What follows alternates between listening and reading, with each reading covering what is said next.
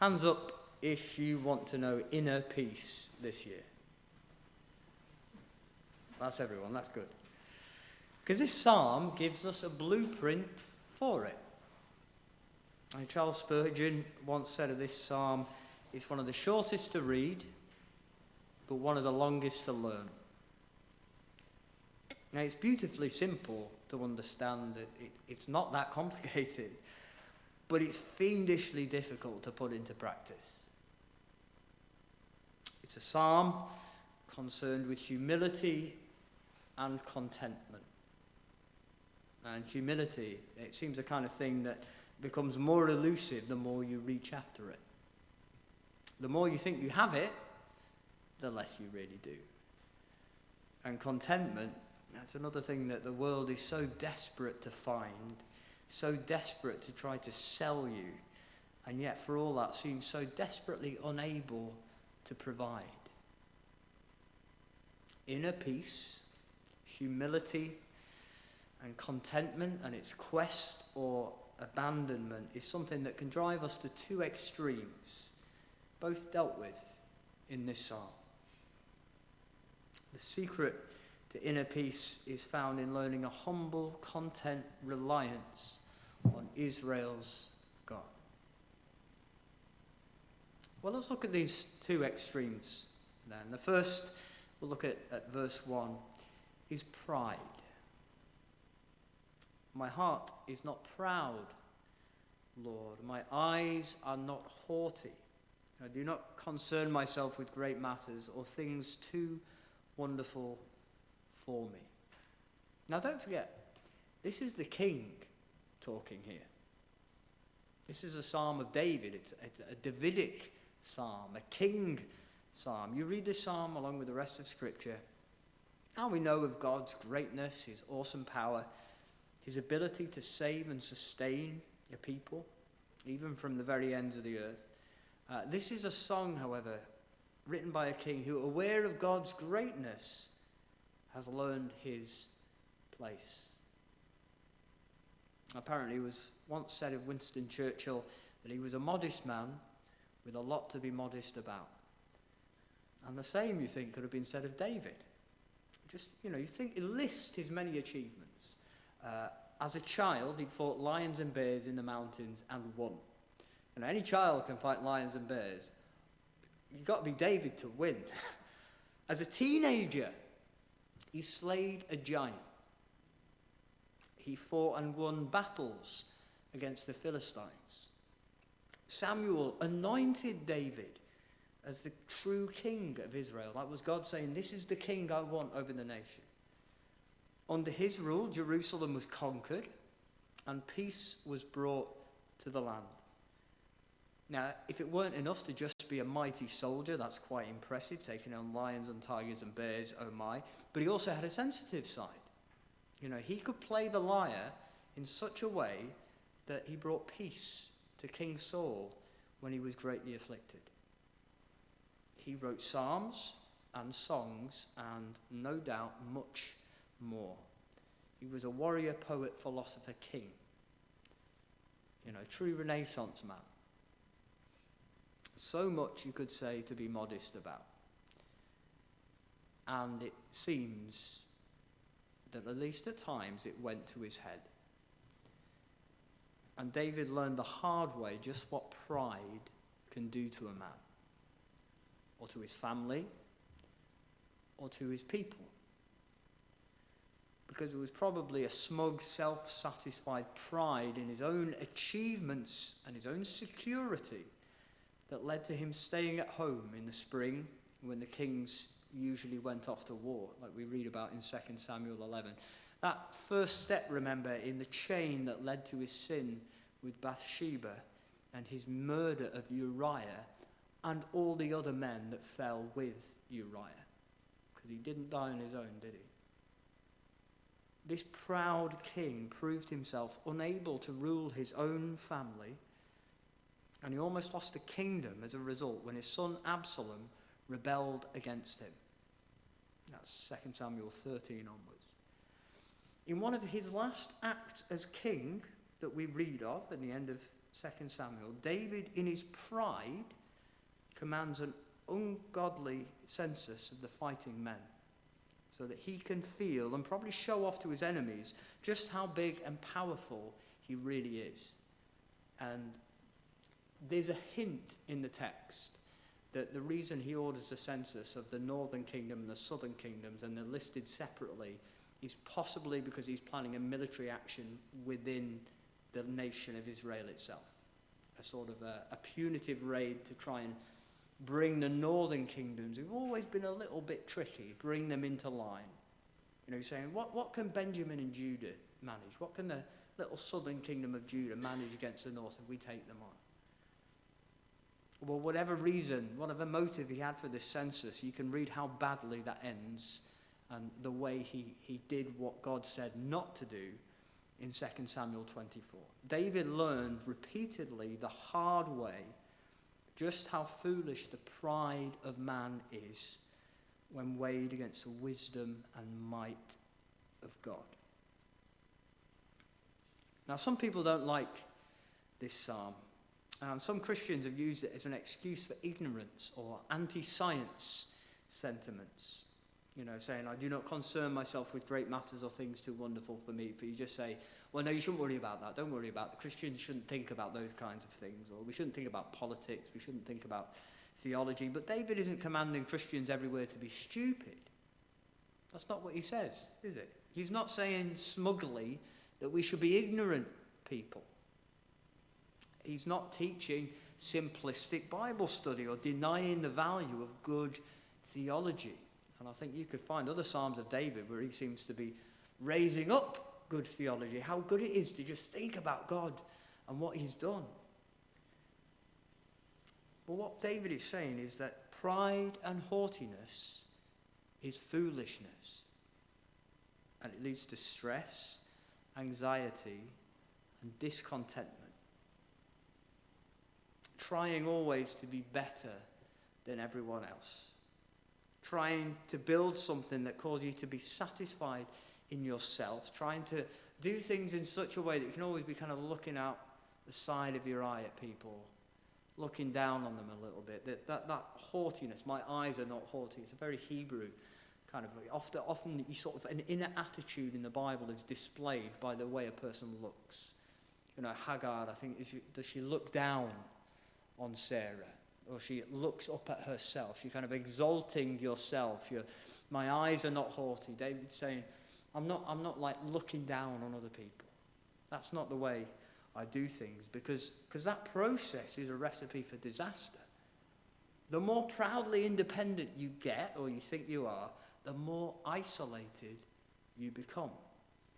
I mean, think of all the people you know, and maybe you're one of them, who are perfectionists. Never satisfied with anything.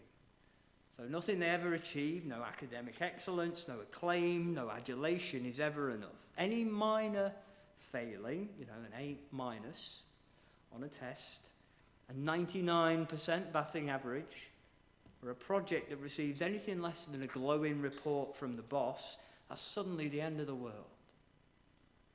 There's no peace, there's no rest, because there's always more that needs to be done. Nothing is ever quite good enough.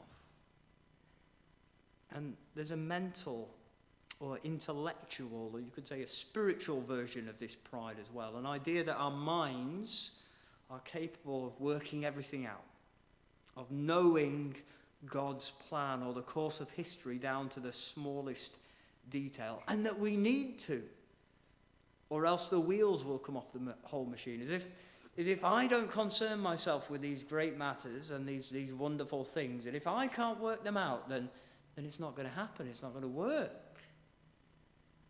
And so we're constantly left trying to work it all out ourselves, trying to peer into things that, frankly, is above our pay grade to worry about.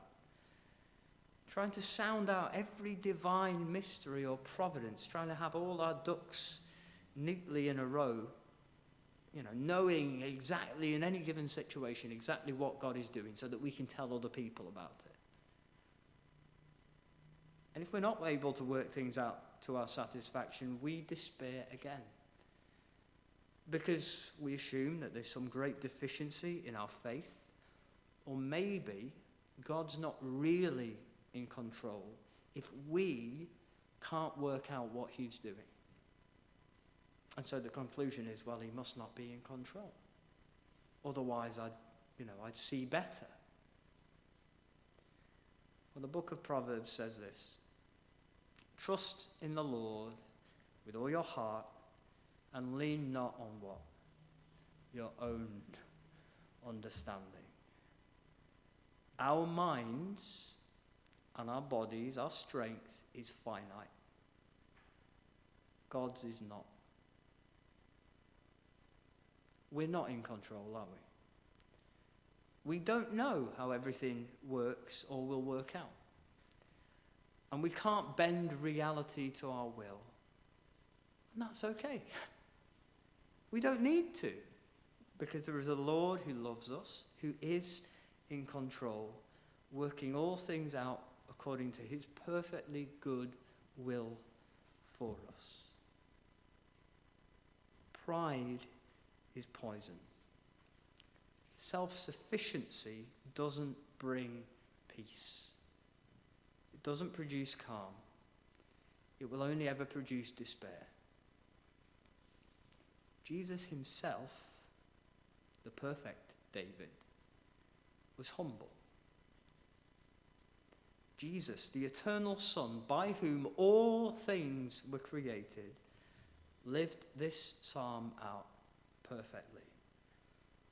And if it was good enough for him, who had more reasons to be proud than Churchill and King David and every great person of history put together, then isn't humility good enough for us? Just not looking down on others, but looking up to God and trusting him. When we start comparing ourselves to Jesus, there's another extreme that we can be driven to. Panic. A despairing kind of panic. And it might not just be pride that leads us to panic. Now, in life, there's a lot that can go wrong, just like Phil was talking about last week. Now, some of us are able to keep a cool head, even through very difficult events. But I'm sure we know that just because we react well in one situation doesn't mean that we'll be just as calm in another. I mean, I know personally that you can receive one diagnosis in a peaceful and godly way, only to receive the same diagnosis a couple of years later and suffer breakdown. And how many older people, perhaps you know some, who've suffered terribly in their lives and responded with stoic calm. Nazi bombs or rationing or an outbreak of disease or whatever it be, that doesn't faze them. They just get on with it. Only they feel the looming threat of the grave terrify them in their 90s. More often than not, for many of us, our initial response to any difficult situation is to panic.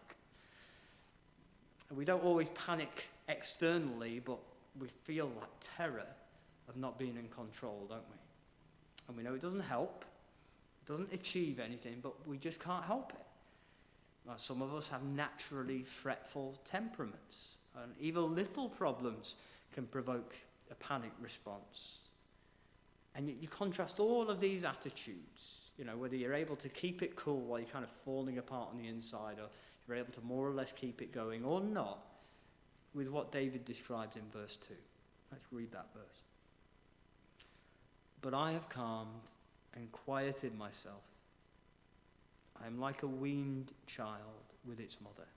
Like a weaned child, I am content. So this is the contrast, you see, to that haughtiness and pride, because there's that but as a hinge between verse 1 and 2, isn't there? I'm not proud, I'm not haughty, I'm not concerned with these great matters above my pay grade, but here's what I do.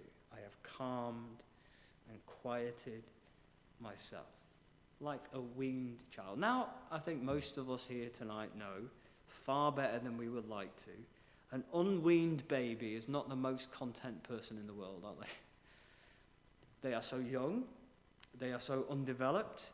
They don't understand basic things like the fact that in most cases their parents will feed them and not let them starve. And as a result, when they get hungry or tired or hot or cold, they cry out. And it's not quiet, is it?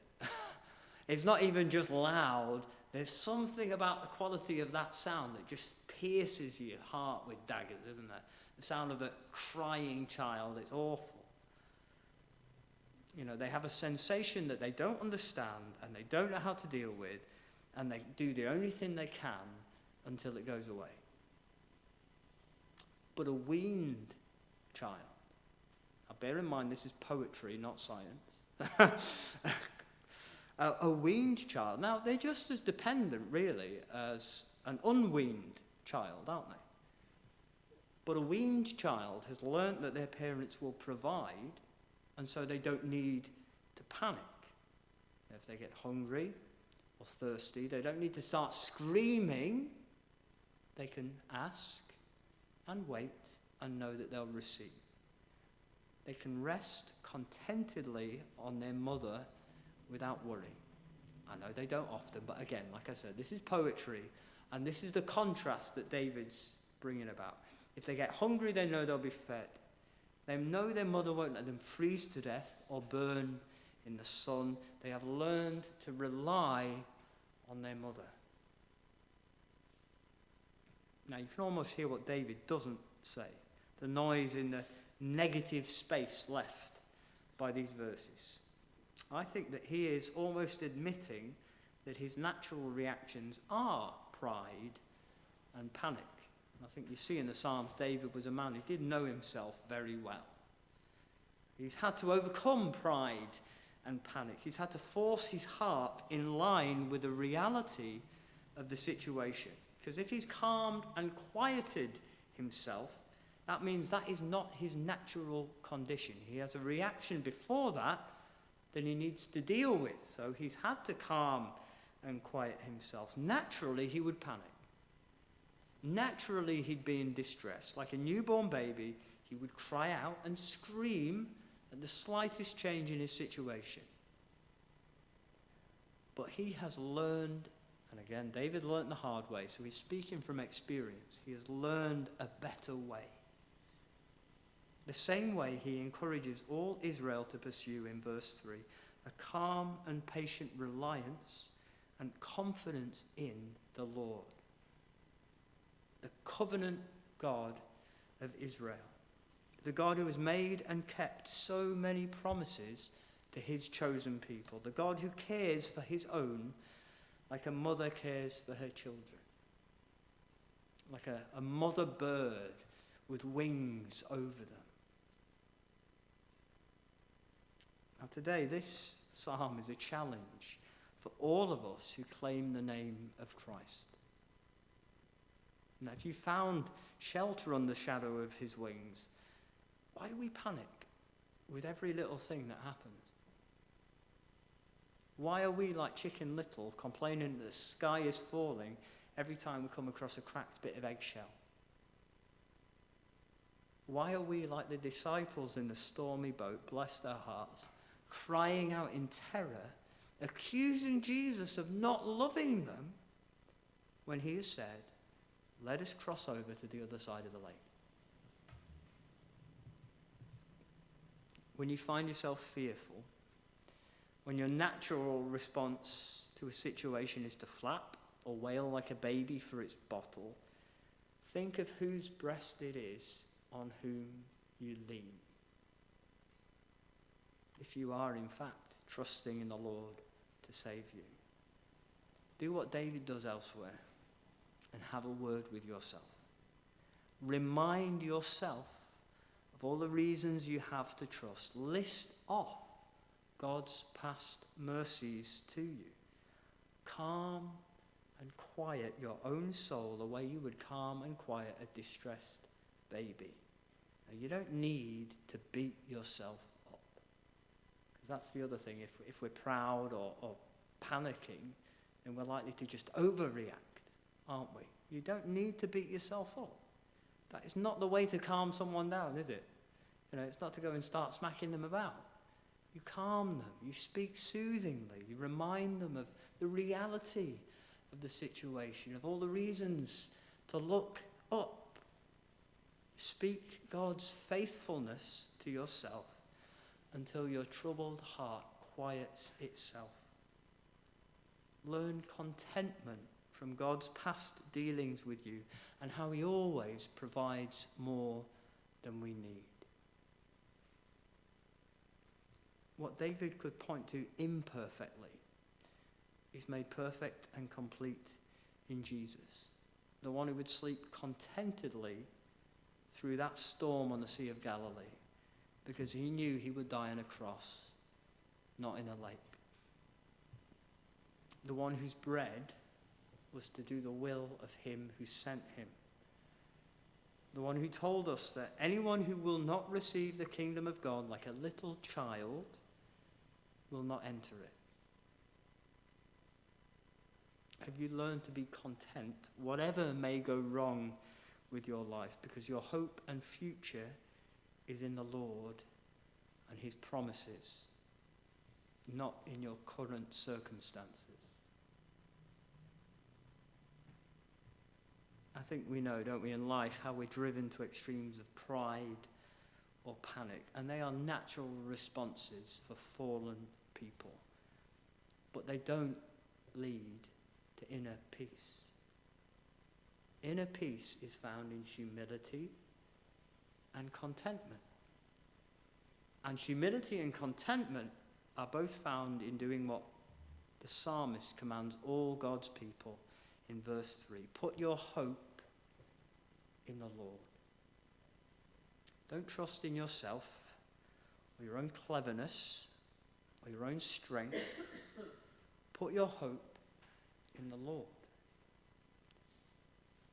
When a difficult question gets asked of you, it's all right to not know the answer straight away. Are you content to rest in the knowledge that God is smarter than you? When an unfair or impossible situation presents itself, it's all right to not properly understand everything that's going on. Are you content to rest in the knowledge that God knows what he's doing? This year, whatever may happen, will you rest safe and well fed in the arms of the Almighty?